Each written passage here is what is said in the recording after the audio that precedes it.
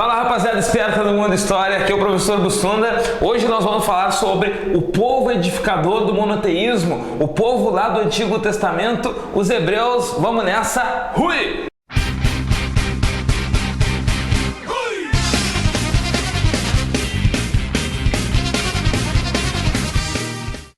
Gente, hoje então nós vamos estar falando aqui sobre esse povo aí, os hebreus, os judeus, os israelitas, um povo lá da antiguidade que por volta do século 20 a.C.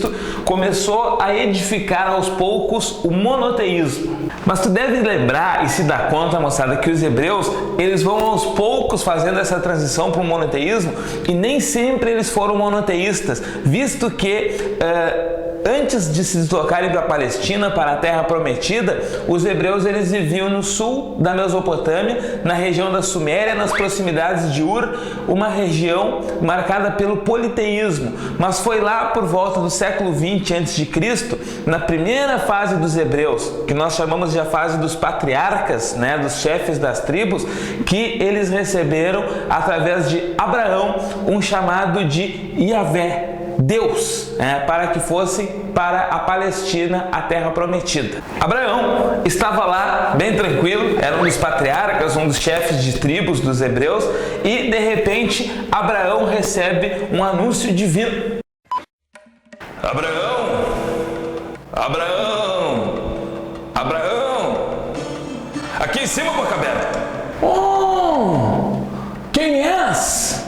Abraão, eu sou Yahvé, aquele que é Deus dos deuses. E o que queres, Yahvé? Eu quero te propor uma aliança, Abraão. Vocês vão para a Palestina, a terra que eu destino para vocês, desde que vocês obedeçam só a mim. Capaz. Vai ser muito bacana lá, vai ser muito legal. Tá, vai ser bacana? Tá, vou chamar a galera e nós vamos. Tá, feito. Vamos para a Palestina. Depois de receber o chamado de Yahvé, Abraão convocou as tribos hebraicas que viviam no sul da Suméria e acabou levando essas tribos que se deslocaram lá para a Palestina, a terra dos filisteus, mas que Deus havia prometido aos hebreus, e lá se vão os hebreus para a Palestina.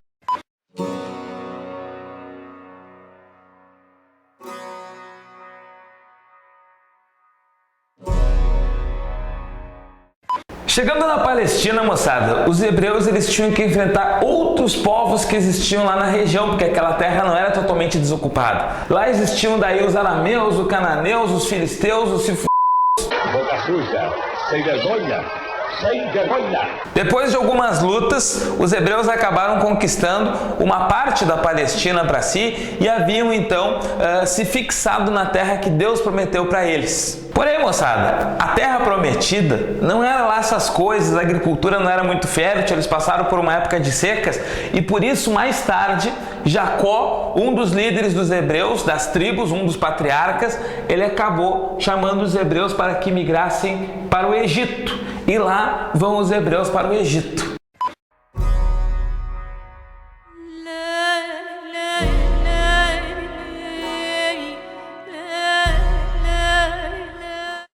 A época dos hebreus no Egito, moçada, é uma época complicada porque, na verdade, os hebreus, conforme alguns historiadores, eles migraram simplesmente para o Egito. Mas, conforme a visão de outros, eles acabaram invadindo o Egito junto com os Ixos, que era um povo do deserto, que por centenas de anos impôs um domínio sobre o Egito. E os hebreus ajudaram os Ixos, inclusive ocupando cargos dentro da burocracia e da administração que dominava os egípcios nessa época. Acredita-se que algo em torno de 300 anos foi o tempo em que os hebreus ficaram dominando junto com os Ixos o Egito. Só que os egípcios, moçada, eles conseguiram expulsar os Ixos de lá mais tarde. E os egípcios expulsaram os Ixos e escravizaram os hebreus, que passaram agora a ser propriedade do faraó. O povo de Deus parecia estar abandonado quando então Moisés, um dos líderes das tribos que estavam escravizadas no Egito, resolveu reunir a galera para fugir do Egito. E foi aí, moçada, que Moisés liderou o processo que a gente conhece como o Êxodo.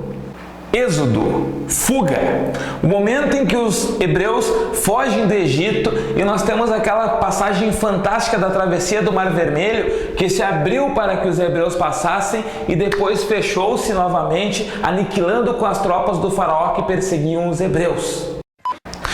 Ó pessoal, vamos, corre, que os caras vão entrar, fuga, cara, o Mar Vermelho tá fechado agora, cara. Moisés, bata com um cajado que o Mar Vermelho se abrirá, Moisés. Mas eu não tenho nem cajado, Yahvé. Mas eu tenho um cajado, Yahvé.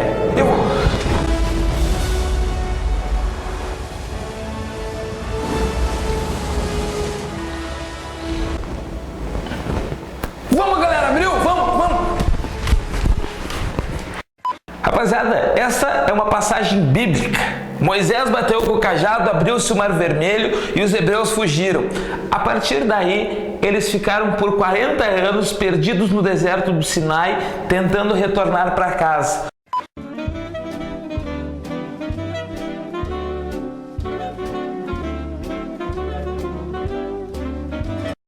Foi durante esse período aí que Moisés teria recebido a base da sua religião e que depois também seria uma das bases para o cristianismo, os 10 mandamentos.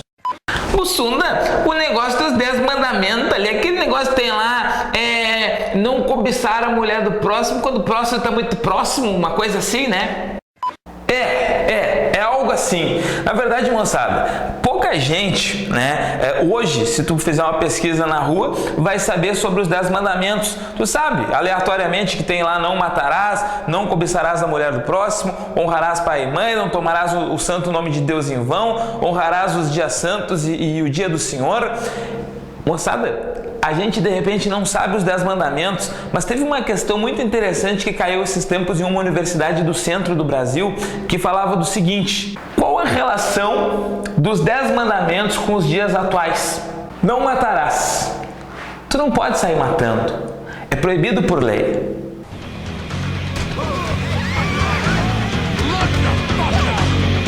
Não furtarás. Tu não pode sair roubando. É proibido por lei.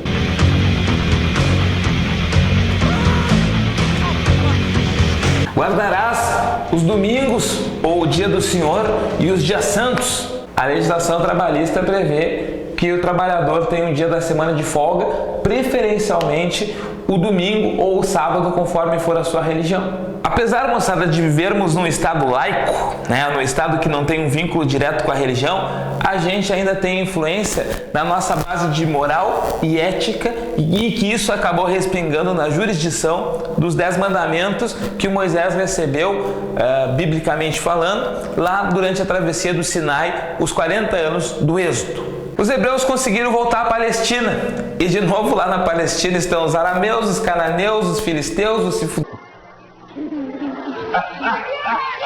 E eles brigam de novo. E agora, moçada, durante as brigas, os hebreus eles se organizam com juízes, a época do juizado, em torno do século 13 ou 12 antes de Cristo. Nesse instante, as tribos hebraicas, elas passam a escolher entre elas um juiz, que na verdade é um chefe militar, que vai estar enfrentando os inimigos dos hebreus, sobretudo os filisteus, que dominavam boa parte do território. Sansão, Jefté, Samuel são alguns dos mais destacados líderes militares dos hebreus, que enfrentaram e foram aos poucos derrotando os filisteus. Sansão é aquela figura bíblica que pouca gente sabe que é uma figura bíblica, que era um rapaz que era cabeludo, acabou cortando os cabelos e acabou perdendo sua força, pois ele é um dos personagens aí do Antigo Testamento e ele é um dos juízes dos hebreus que está ajudando a expulsar os filisteus de lá para que os hebreus pudessem pegar a sua terra prometida. Com os filisteus praticamente derrotados, moçada, os hebreus eles acabaram evoluindo para uma monarquia, a fase 3 da época dos hebreus, em que agora eles têm uma centralização do poder e inclusive era uma sugestão dos juízes antes que se unificasse para que tivesse um governo mais forte e uma coordenação central para poder enfrentar os inimigos. A época da monarquia, rapaziada, nós temos aí como destaque Saul, Davi e Salomão, né? os 3 grandes reis aí de um período áureo da história dos hebreus, judeus, israelitas. O Davi, rapaziada, inclusive é conhecido por você, sempre tem aquela história do pequeno Davi contra o gigante Golias, pois Davi era líder dos hebreus e Golias era líder militar dos filisteus. Num embate, Davi teria derrotado Golias e isso simbolizava a expulsão dos filisteus daquela terra e finalmente os hebreus eram donos da Palestina. Salomão, que veio logo após, simbolizou o auge dos hebreus na antiguidade. Foi na época de Salomão que eles construíram o Templo de Salomão para guardar a Arca da Aliança com os 10 mandamentos. Salomão desenvolveu o comércio. Salomão teve uma época em que o reino tinha bastante ouro, inclusive buscando ouro no norte da África, e os hebreus viviam um momento muito bacana. Um dos símbolos, inclusive, do poder de Salomão é que Salomão tinha 700 esposas e mais 300 concubinas, amantes oficiais. Eu gostei dessa modalidade. Moçada, o fato é que, na verdade, a época de Salomão já existia uma centralização, os impostos eram altos e isso gerava alguma insatisfação. Por isso, depois da morte de Salomão, nós acabamos tendo brigas internas e o reino dos judeus, dos hebreus, acabou se dividindo no reino de Israel e no reino de Judá. Eles entravam em decadência a partir de então. Israel, moçada, acabou sendo dominada na sequência pelos assírios e Judá foi dominada pelos caldeus de Nabucodonosor e foi aí que aconteceu o episódio bíblico chamado o Cativeiro da Babilônia. O Cativeiro da Babilônia são as décadas em que os hebreus estiveram escravizados dentro da Babilônia e pensaram por alguns instantes, inclusive, que Deus havia abandonado eles, que Yahvé simplesmente havia os deixado numa pior. E teve boatos que eu ainda estava na pior. Com o passar do tempo, porém, os hebreus começaram a acreditar que Yahvé ia mandar alguém, um salvador, um redentor, alguém para salvar os hebreus e redimir os hebreus de seus erros. E foi então que Deus mandou este rapaz. Esse não. Este, Ciro o Grande. Ciro, rei dos persas, invadiu a Babilônia, invadiu a Mesopotâmia e libertou os hebreus, que puderam então finalmente voltar para o seu reino de Judá, e dava-se o fim ao cativeiro da Babilônia. Porém, rapaziada, o reino dos hebreus não voltou a ser um reino vigoroso e forte como na época de Salomão, e os hebreus acabaram pertencendo ao Império Persa e mais tarde caíram no Império Grego de Alexandre o Grande e ainda adiante caíram no Império Romano. Os hebreus começaram a brigar com os romanos, começaram a reclamar dos impostos, começaram a criticar o politeísmo e aí deu um atrito entre os hebreus e os romanos. No século I, no ano 70 da era cristã, os romanos invadiram a Palestina, dizimaram templos dos hebreus, cometeram um massacre de hebreus e acabaram depois por expulsar os hebreus da Palestina, dando origem ao episódio chamado diáspora. Moçada, diáspora é uma palavra que significa dispersão. Os hebreus acabaram se dispersando pelo mundo e não conseguiram voltar para a Palestina. A diáspora é um episódio longo, é um episódio complicado, um episódio cheio de complicações para os hebreus, judeus, porque ela só se resolve depois da Segunda Guerra Mundial, em 1947, quando a ONU cria um plano de partilha lá da região da Palestina. Acontece, moçada, que os hebreus, depois da diáspora, acabaram se perdendo pelo mundo, foram para a Europa, foram para vários recantos, né? Os judeus, que é a sua religião, acabou servindo de fator de coesão, mas eles não conseguiam voltar para a Palestina, que foi paulatinamente sendo ocupada pelos árabes. Os árabes palestinos, com os quais os judeus ainda hoje têm briga. Além da briga, moçada, que surgiu com os palestinos árabes, os judeus também tiveram atritos e muitos com os cristãos, sendo durante a época da diáspora, ali por volta do século XVI, expulsos de áreas como Portugal e Espanha por não se converterem ao cristianismo. E aqui, moçada, fica uma diferença fundamental que muita gente não sabe e não entende. Judeus e cristãos têm uma raiz em comum. Os muçulmanos também depois derivam do judaísmo/cristianismo. Mas vamos entender aqui a questão judaísmo-cristianismo. Observe aí, moçada, o esquema. Só tinha judeus.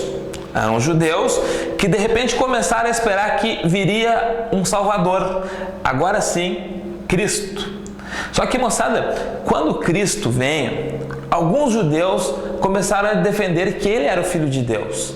Outros judeus diziam que ele era um homem qualquer. Mas claro que é um homem qualquer. Um louco ali parecido com o Raul Seixas vai ser Filho de Deus? Eu não acredito, não. Eu continuo esperando o Filho de Deus. Eu não vou... Raul Seixas, Filho de Deus. Só o que me faltava. Então, moçada, em síntese, os judeus ainda esperam a versão de Cristo para eles, enquanto que os cristãos, que são derivados do judaísmo, eles acreditam então que Jesus é o Filho de Deus. Moçada, aí que entra a divisão do Novo e do Antigo Testamento.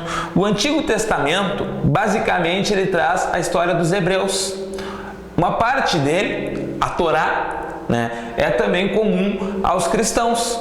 A Torá é o livro dos judeus que dá base para o Antigo Testamento.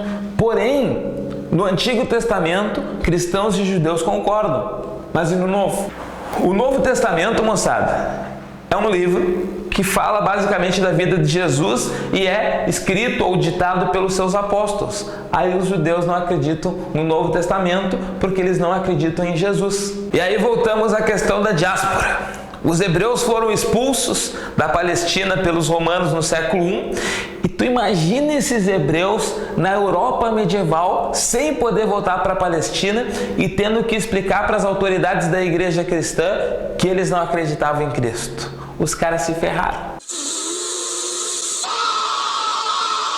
Imagina agora os judeus no século XIX, século dos nacionalismos, quando cada país queria ser melhor que o outro. A Inglaterra era melhor, a França era melhor, a Alemanha era melhor.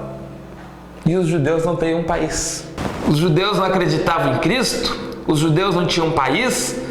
Os judeus começaram a ser considerados a escória da humanidade por alguns grupos. E aí apareceu Adolf Hitler dizendo que os judeus eram os culpados pela crise da Alemanha. E aí veio todo aquele processo que vocês já conhecem, a desgraça do Holocausto. Foi por isso, moçada, que depois da Segunda Guerra Mundial, a ONU, que foi criada em 1945, permitiu que os judeus voltassem à Palestina. Mas aí nós temos uma outra desgraça. Judeus enriquecidos haviam comprado terras da Palestina e começaram a expulsar a população de lá, os árabes palestinos. Os árabes palestinos não aceitam e começam a lutar contra os judeus. Quando é que nós tivemos o fim dessa briga?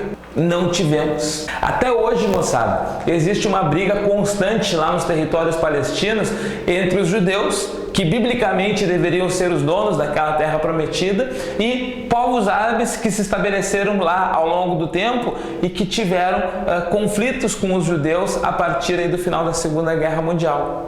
Esse é um problema, moçada, que a gente vai ver adiante numa de nossas aulas sobre atualidades, porque é um problema bastante significativo, mas por hoje paramos de falar sobre os hebreus, falamos sobre a construção do monoteísmo que vem aos poucos, falamos um pouco da trajetória desses hebreus e numa próxima aula a gente discute mais aspectos sobre esse povo aí que tem influência no mundo até hoje e é a base das duas grandes religiões monoteístas do mundo atual, o cristianismo e o islamismo. Feito, rapaziada, um grande abraço, continuem estudando forte, nós acreditamos em vocês, espero que a gente esteja ajudando vocês bastante. Tchau!